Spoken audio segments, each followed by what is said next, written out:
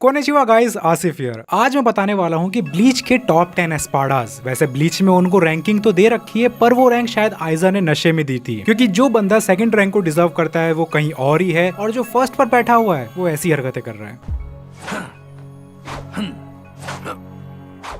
लेकिन आज की हम इस वीडियो में इन सबको उनकी असली रैंकिंग देंगे जो कि वो डिजर्व करते हैं। तो चलो वीडियो शुरू करते हैं। नंबर 10, सजाएल अपोरो ग्रैंड्स। वैसे तो इसकी रैंकिंग एनिमे में 8th है, बट जिस तरह से इसकी मौत इसको मायूरी ने दी थी, जिसकी वजह से इस रैंक पर रहने के ये लायक नहीं बनता। सजाएल नो डाउट पावरफुल है, क्योंकि ये बंदा अकेले ही रेंजी और उरियो से भिड़ा था और उनको अच्छी तरह से नानी भी याद दिलाई थी, जिसके के बाद उन सबको बचाने के लिए मयूरी आया था और मयूरी को भी इसने बहुत अच्छी टक्कर दी थी। लेकिन जैसा कि मयूरी पिछली बार उरियो से हारने के बाद खुद के अंदर बहुत सारी ट्रांसफॉर्मेशन करता है, जिसकी मदद से वो सजाएल को हराने में कामयाब हो पाता है, और मयूरी सजाएल को इस तरह की मौत देता है जो कि भाई किसी को नहीं देनी चाहिए। सजाएल की सबसे डेडली पावर है कि वो अपने दुश्मन को अपने फ्रेंसिनोस के अंदर कैद करके उनका डॉल बना देता है, जिसकी वजह से अगर वो उन डॉल के किसी भी ऑर्गन को क्रश करता है तो वो डैमेज असलियत में रियल ओनर को होगा, और ये पावर ही उसकी मेन पावर है। बाकी वो दूसरे अरानकार्स की तरह और भी चीजें यूज कर सकता है, लाइक सैरो, सुनिडो, ज़नपाक्तो एक्सेट्रा। नंबर 9, जोमारी।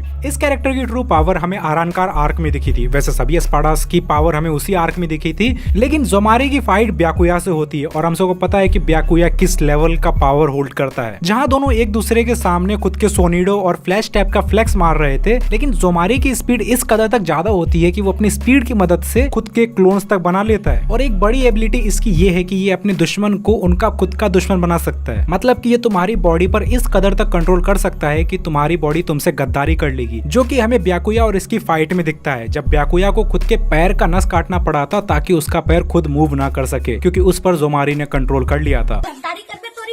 और इस फाइट में जोमारी के पास बहुत से चांसेस थे कि वो ब्याकुया को मार सकता था, बट ब्याकुया की अकल ने उसकी पावर को मात दे दिया, जिसकी वजह से जोमारी 9th रैंक डिजर्व करता है, जबकि वो 7th रैंक का एस्पाडा था। नंबर 8, नोइत्रा। ये एस्पाडा नंबर 5 है, लेकिन ये उसके लायक बिल्कुल भी नहीं है। वैसे तो बताया जाता है कि एस्पाडा सबसे ज्यादा खून का प्यासा है, लेकिन देख के बिल्कुल नहीं लगता। लेकिन एक चीज है कि ये सबसे बेस्ट मिली वेपन यूजर है सारे एस्पाडास में, जहाँ इसका वेपन तो आप देख ही सकते हो। खैर भैया के पास ज्यादा कुछ एबिलिटीज तो नहीं है खास, बस वही बाकी के अरानकार जैसी सेम एबिलिटीज। लेकिन हाँ, ये सैरो को अपने मुंह से रिलीज करता है, और अपने रेजरेक्शन फॉर्म में ये अपने 2 हाथ को और ग्रो कर सकता है, जो कि किसी काम के नहीं होते। क्योंकि मुझे इस ब्लीच वर्ल्ड का पावर लेवल किस तरह से काम करता है बिल्कुल समझ नहीं आता, क्योंकि ये एस्पाडा नंबर 5 है, बट केनपाची ने इसे एक स्लैश में हरा दिया था, और पहले नहीं हरा पा रहा था बिकॉज तब केनपाची अपने एक हाथ से लड़ रहा था। बाद में जैसे ही उसने अपना दूसरा हाथ अपने स्वॉर्ड पर रखा, इसकी कहानी खत्म। खैर बढ़ते हैं अपने अगले एस्पाडा नंबर 7 पर, अपनी सेक्सी मॉमी टियर हैरिबल। देखो, अगर बात आई सेक्सीनेस की और बड़े बड़े चीजों की, तब तो भाई मैं इसको फर्स्ट रैंक आराम से दे दूं, बट अपन सिग्मा लौंडे हैं जो रात को रोते हैं लड़की के लिए, ये दुख काहे खत्म नहीं होता बे।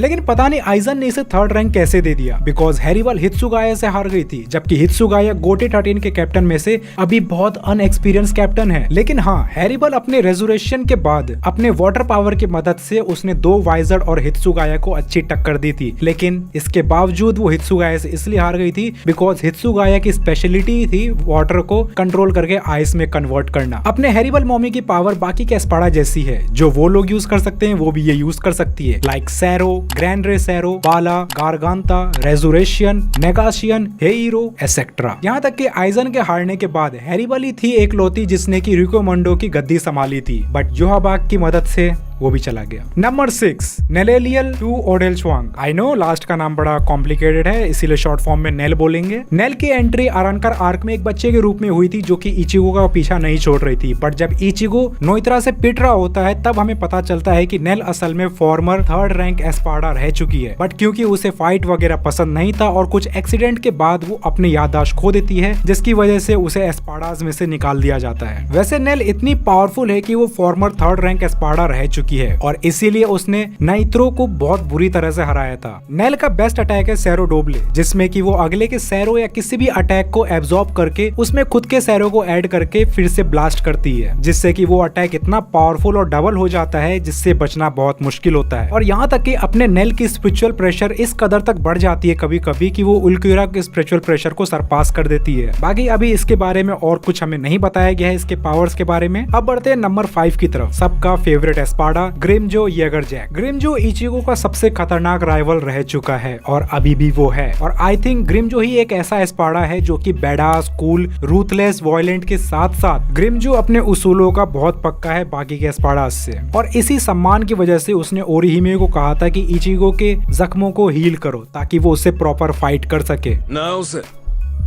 और इसके लिए उसने उल्क्यूरा तक को भी सील कर दिया था काजा क्यूब की मदद से।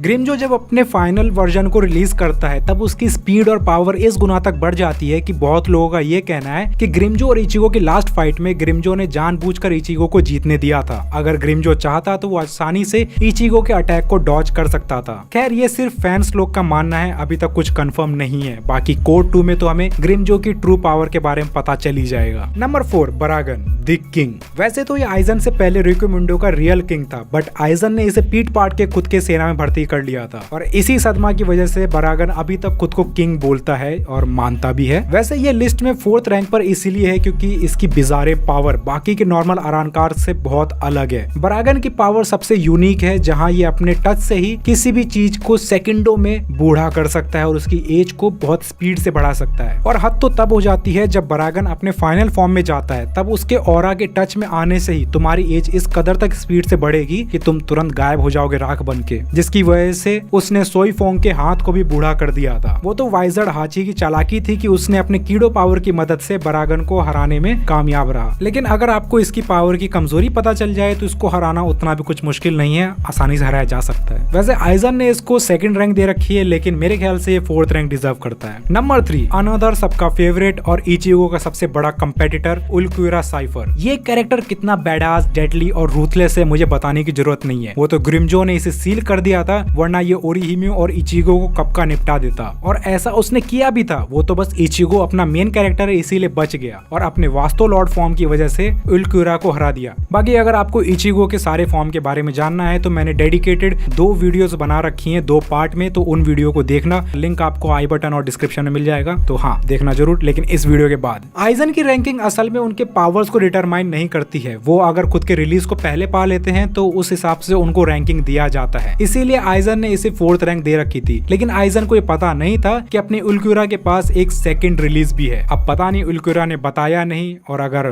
बताया नहीं तो शायद गद्दारी तो नहीं कर रहा। उल्क्यूरा इतना पावरफुल होता है कि उसने अपने पहली रिलीज में मास्क इचिगो को बर्बाद कर दिया था, लाइक वो कुछ भी नहीं है, जबकि इचिगो ने उसी मास्क की मदद से ग्रिमजो को हराया था। तो इससे आप उसके पावर का अंदाजा लगा सकते हो। उल्क्यूरा का सबसे पावरफुल अटैक लांजा डेल रेलांपागो, जो इतना केपेबल होता है कि वो पूरा लास्ट नोसेज को उड़ा सकता है, जो कि आप इस सीन में देख सकते हो कि वो कितना दूर गया था, लेकिन उसका प्रेशर लास्ट नोसेज में भी फील हुआ था। बाकी उल्क्यूरा और भी सारी एबिलिटीज को यूज कर सकता है जो कि बाकी के अरानकार्स यूज कर सकते हैं। उल्क्यूरा खुद में बहुत इंटेलिजेंट है, काम है और रिलैक्स्ड है। वो बहुत सोच समझ के खुद के फैसले लेता है। Number 2 Coyote Starrk, Espada number 1। Starrk असल में खुद में अधूरा है जब तक इसकी पार्टनर लिलिनेथ इसके साथ ना हो, जो कि इसके ट्रू पावर की चाबी है। असल में सोल 1 के बॉडी 2 है, ऐसा कुछ हिसाब है। ये लौंडा सारे एस्पाडास में से सबसे रिलैक्स्ड, चिल्ड और शांत बंदा है, और साथ ही में सबसे ज्यादा पावरफुल भी, क्योंकि जहां सारे एस्पाडास लगातार सैरो ब्लास्ट नहीं कर सकते, वहीं हमारा स्टार्क अपनी गन की मदद से लगातार फायर कर सकता है, सैरो की बारिश कर देता है। बस हाँ कुछ टाइम लिमिट्स होती हैं, लेकिन इसके रिलीज फॉर्म में ये अपने डुअल गन की मदद से नॉन स्टॉप सैरो फायर कर सकता है, छोटे बड़े दोनों।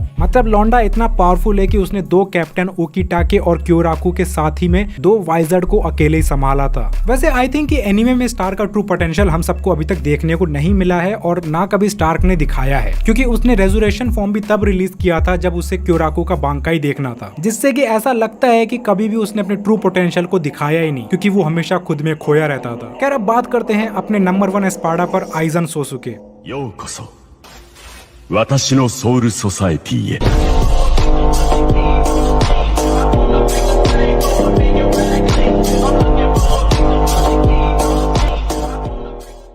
हाँ मैं जानता हूँ कि बहुत लोग बोलेंगे कि भाई आइजन कोई अरानकार नहीं है, ये नहीं है, वो नहीं है, वो एक शिनिगामी है। तो देखो आइजन शिनिगामी के साथ साथ एक अरानकार भी है, और जैसा कि अरानकार है तो हॉलो की पावर्स तो उसके पास होनी ही है, जिसकी वजह से ये सब चीजें उसे एक एस्पाडा बनाती है। लेकिन ये चीज भले ही अभी एनिमे में क्लियर नहीं किया है, बट यार देख के ही पता चलता है। अब देखो मेरे ख्याल से शायद आइजन का पावर एक्सप्लेन करने की मुझे कोई जरूरत नहीं है, क्योंकि हर किसी को पता होगा, और अगर तुम्हें पता नहीं है तो भाई प्लीज देखना बंद करो, टॉम एंड जेरी जाके देखो, जिसमें कि टॉम अपने गियर 5 को दिखा रहा है। तो तो आज की वीडियो इतनी ही। बाकी आपके कहने पर डिस्कॉर्ड बना लिया है तो डिस्क्रिप्शन में लिंक है, ज्वाइन करना मत भूलना। और ये वीडियो कैसी लगी, अगर अच्छी लगी तो मुझे कमेंट सेक्शन में जरूर बताना, साथ ही में ये भी कि आपके कौन सा फेवरेट एनीमे है, ताकि हम उनके ऊपर भी बात कर सके। और हाँ यार, इंस्टाग्राम पर ही फॉलो कर लो और चैनल सब्सक्राइब और वीडियो लाइक कर देना। तब तक मिलते हैं अगली वीडियो में।